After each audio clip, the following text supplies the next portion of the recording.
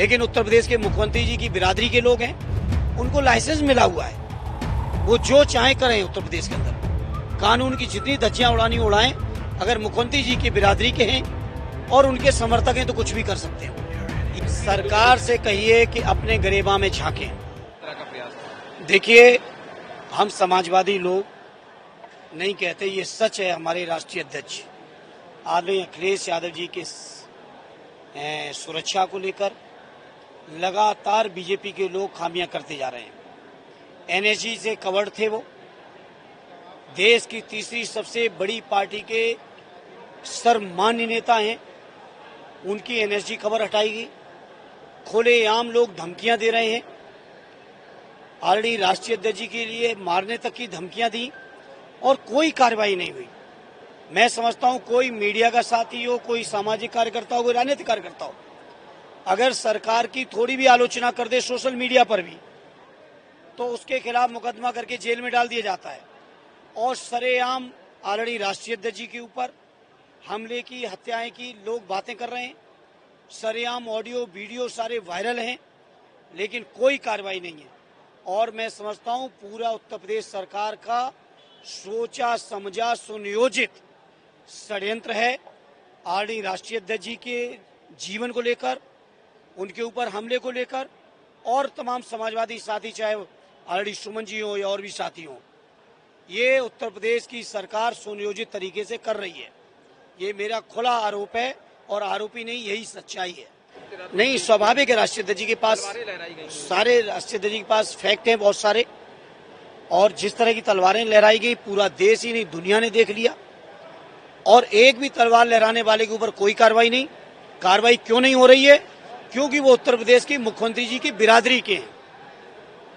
यही काम कोई दलित ने कर दिया होता, किसी पिछड़े ने कर दिया होता, किसी मुसलमान भाई ने कर दिया होता, किसी आदिवासी ने किया होता, तो शायद कोई धारा नहीं बचती जिस धारा में एफआईआर करके उसको जेल न डाल दिया जाता।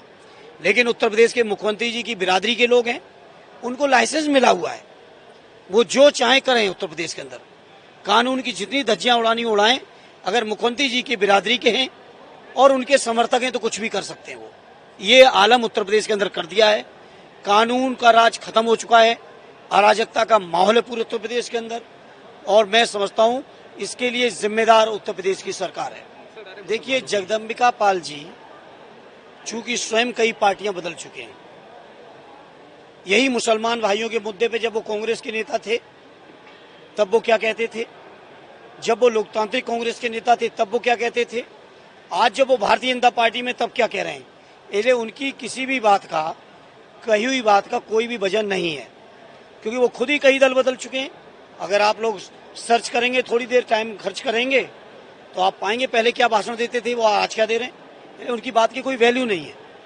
जहां तक वक्फ बिल का सवाल है, वक्फ बिल निश्चित तौर पर देश के मुसलमान भाइयों की जमीनों पर सरकार का टूल इस्तेमाल करके भारतीय जनता पार्टी के लोग कब्जा करना चाहते हैं। यही इसका कारण है। ये रेलवे के कर्मचारियों के कार्यक्रम में हम और आप खड़े हैं। आप पूछिए कितनी रेलवे की जमीनें बेची गई हैं, रक्षा की जमीनें कितनी बेची गई हैं, और अब बीजेपी के लोगों की नजर वक्फ की जमीनों पर है। मैं समझता हूं कभी आपने सुना था किसी हिंदू धार्मिक संस्था के ट्रस्ट में कोई मुसलमान गया हो, किसी क्रिश्चियन के मामले में कोई हिंदू गया, कोई मुसलमान गया हो, किसी क्रिश्चियन के मामले में कोई गया हो। मुसलमान भाइयों की जमीनें कब्जा करने की नीयत से ये संशोधन लाए गए हैं। इसमें जानबूझ के सरकारी अधिकारियों की दखलंदाजी, दूसरे धर्म के लोगों की दखलंदाजी बढ़ाई गई। मैं समझता हूं किसी को दखलंदाजी करने का अधिकार नहीं मिलना चाहिए था, और मुझे आज भी यकीन है जब ये बिल संसद से पास हो चुका है, ठीक है, संख्या के बल पे पास उन्होंने किया है, और जिन बैसाखियों ने पास कराया है उनके प्रांतों में लोग जवाब भी देंगे, लेकिन मुझे आज भी उम्मीद है कि माननीय सर्वोच्च न्यायालय में ये बिल निश्चित तौर पर कानूनी कारणों से, संवैधानिक कारणों से ये कानून रद्द होगा, ऐसा इस बात का मुझे यकीन है। सरकार से कहिए कि अपने गरेबा में झांकें। सरकार किस कदर झूठी है। आदरणीय राष्ट्रीय अध्यक्ष जी को बदनाम करने के लिए क्या क्या षड्यंत्र हुए। मीडिया के ही एक, मैं समझता हूं बहादुर कहेंगे, एक बहादुर चैनल ने पर्दाफाश कर दिया सरकार का। इसके बाद तो सरकार को मैं नहीं समझता कोई नैतिक बल बचा है, बल्कि चुल्लू और पानी ढूंढना चाहिए सरकार को। जो संगठन के लोग, जो संस्थाओं के लोग, चाहे वो राज्यपाल की संस्था हो, चाहे वो नेशनल ह्यूमन राइट कमीशन की संस्था हो, चाहे महिला आयोग हो, मैं उन सारी संस्थाओं से विनम्र निवेदन के साथ पूछना चाहता हूं कि आखिर मणिपुर में कोई क्यों नहीं गया?